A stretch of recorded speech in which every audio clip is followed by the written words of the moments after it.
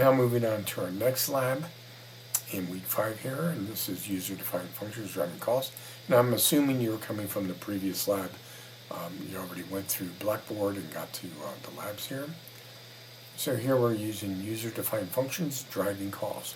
So define a function named driving costs with parameters of driven miles, miles per gallon, and dollars per gallon. And you're going to return the dollar costs to drive those miles. All items are type of floating. And so here is the input, and this is what should be returned on the value. So let's take a look here. Write a main program whose inputs, as we mentioned, require miles a gallon, gas dollars a gallon, both floating points. The output gas costs for 10 miles, 50 miles, 400 miles by calling the function driving costs 3 times. Okay. And then the output with 2 digits after the decimal point was achieved by looking at that. And here's the input and output for that as an example.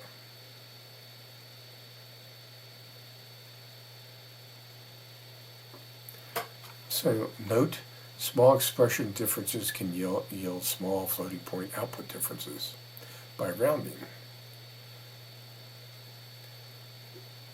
Because our system tests programs by comparing output, please obey the following when writing your expression.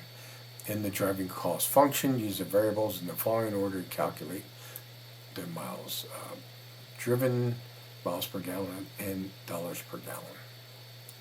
Okay, so I'm going to put in my code. And let's take a look at what we have here. So I define a function in driving cost. And notice I have there the floating of the driven miles, floating of miles per gallon, and floating of dollars per gallon, and return the floating cost miles. And notice how I define cost miles equal driven miles times 1 divided by miles per gallon times the dollars per gallon. Okay, so that's what is here. Then I have the function main returns nothing. That's basically how you set that up in order to make use of this function that you've defined. And now I'm setting my variables there. And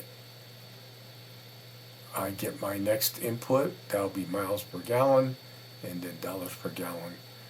And here is all the put statements I'm using. So notice in the put statements here, I'm putting in, as you see, the values 10, 50, and 400.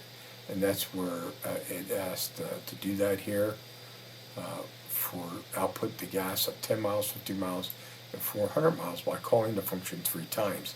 So that's how you call the function 3 times. So here in the 10 miles, my input parameters are miles per gallon, dollars per gallons, and the output is to 2 decimal places for each of these. And so then I put a space in, and now I'm going to do the second call to the function at 50 miles there, and it's going to do the same type of calculation. And then I'm going to do 400 miles. So each of these put statements is calling the function with your input data, okay, which was right here. You set those input data, and it's going to run through that. And it's basically calling this function routine, which is returning the cost per miles. And that is basically, and here's the cost per miles, how it's defined, right? Once again, just to show you that. And that's what's going to be output there, because that is the return function.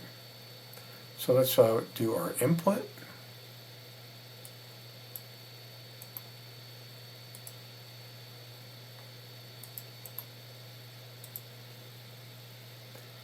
execute, and I'm going to run it. So it got the information, and it stepped through. As you can see what it's going through there. Each time on the put statement, it's going to that function to calculate the output. As you saw, it step through there, and there is expected output.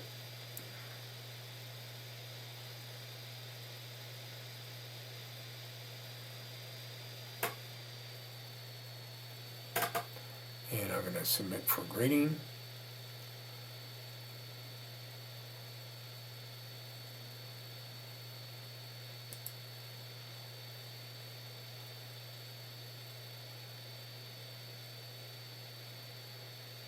And there's my points. Once again, if you have any issues, just take a look at the sample code provided to guide you.